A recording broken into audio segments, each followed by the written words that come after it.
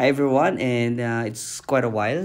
Today is December 21, Saturday, and this is going to be for our market analysis. So, as you can see, this one, my channel siya, and it's getting respected. Yung lower line niya, yan. So, dyan kadalasan bumabagsak yung gold, no? And it's going up afterwards, no? So, all the way from here, let's put a cross here, and so actually gold is going up since early this year.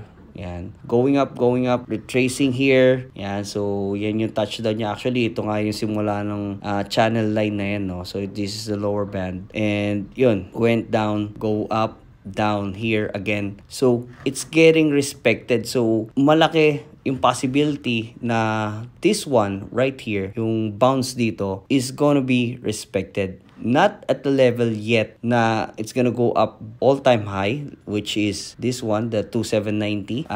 We're not there yet. Maybe January or February. But for now, since this is holiday and as per my experience, it's going to be on a sideways movement. So, we're gonna catch those movements. Medyo malaki pa rin naman yung sideways movement na yan. So, kung papansinin natin, we are a 1D time frame. But if we are going to go on a lower time frame, medyo malaki-laki movement yan. So, we can expect that we're gonna play, gold is now at 2620 something. And it may go up until at least 2675 again. Okay? So, dun kasi siya, it's a psychological level, or it may go at least to 27. It may not go up until 2725, which is another psychological level above the immediate resistance, no? So, medyo matindi na yung resistance dyan sa 2650, 2675, and maximum na siguro yung 27 to 2725. But for me, since nasa 2620 pa lang yan, 2622, malaki-laki pa yung pwedeng itaas niyan at least to 2650. So again, it may still go down, so put your stop loss as well. Okay, so pag ito binagsakan niya to, then wait for a retest before entering, then it may go down hard from there. Okay, so again, fundamental reasons,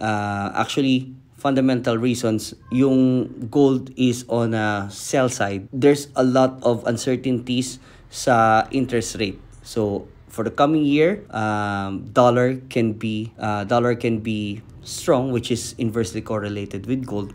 But still, there are geopolitical tensions na nagsusustain ng buying nitong gold na to. So there are Ukraine-Russia war, which is ongoing pa rin, Middle Eastern tensions, and also other tensions or conflicts in any parts of the world. So those are the reasons why gold is still going up, because uncertainty, gold is a safe haven. Pag buy ang ating bias, we cannot go wrong with our bias. But of course, it depends on the level where we buy. Kasi if we buy too hard, or if we buy too high, pag bumagsak naman yan, we can get liquidated. So we are on a support level, so it's safe. It's safer to buy here than buy on 27 or 2725 because it's a bit stretched out. So set your stop levels around 2570. Yan. So for those who are in a position trading. But of course, this is big move pa rin, no? From 2622 to 2570. Even if you are on a 0.01 lot, it's still a lot pa rin to take on. It really depends on you, on your risk management. But this is the support zone, 2570 to 550. Yan. Those are the stop levels.